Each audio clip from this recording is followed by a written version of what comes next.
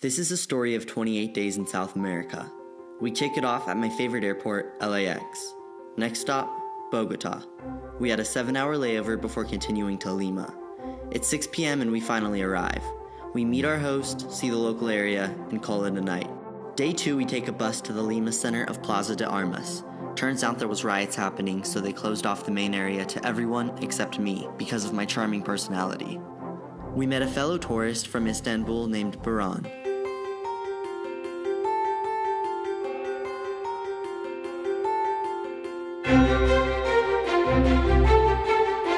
We met up with our host that night and headed to a beautiful town called Barranco. I didn't bring any cameras, but I did try Anticucho. Day 3, we leave for Cusco.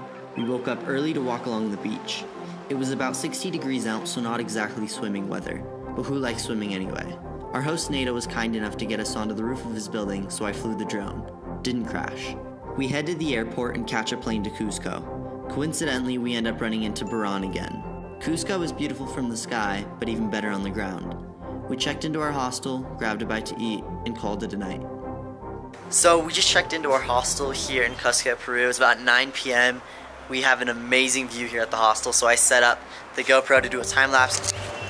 Day 4, we hop on a morning tour of the city.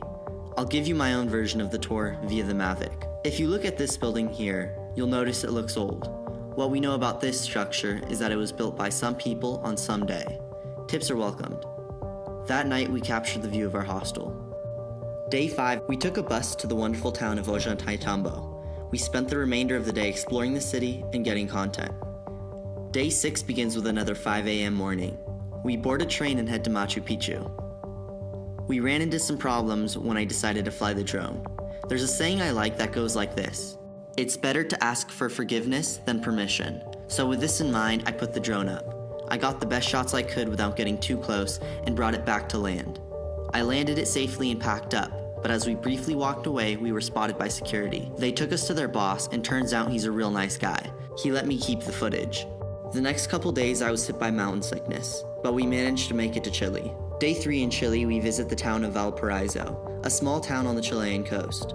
It was recommended by several locals, and I couldn't quite figure out why. The majority of the town was run down and miserable. Day 4 is a day off. Nothing gained, nothing lost. We spend one more day in Chile before jumping on a plane ride to Buenos Aires. After spending hours looking for our B&B in the heart of Buenos Aires, we find it. It was gorgeous, so here's a room tour. There was no signs. We're staying at a hostel that we booked through Airbnb, and Airbnb locked us out, so basically we couldn't find the exact address, but we thought it was 1410. So we eventually just knock on the door and someone comes out and they tell us it's not it. So he leaves and then another person comes out and they're like, hostel? Yeah, this is it. So they literally take us up one of those like old crinky elevators you'll see in a movie, but then we get to our room. Here's our room tour. This is our bathroom. I don't know what this is, but I think it accommodates the room really nicely. Yeah, there's mold all up on here. Thanks, Airbnb. No, we didn't stay there. We spend our first full day exploring the city.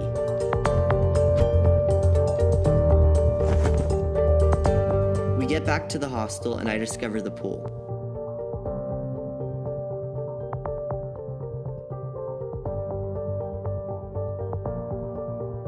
Day 3, we head out to see more of the city.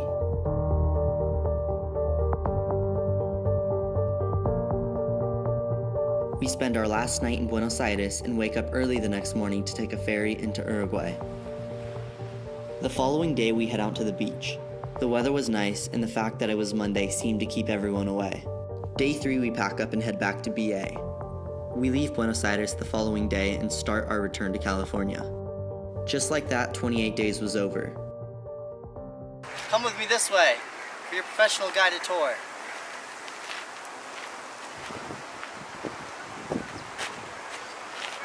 If you look over here, we have some mountains. Closer, closer, closer. Por favor. You can't see it. There you go. So we got some mountains. So those are actually made by the Incans. Let's keep going. Let's keep moving. If you observe down here, come look down here. So over here we have the Incan River.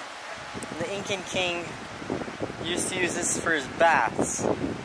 And we know this because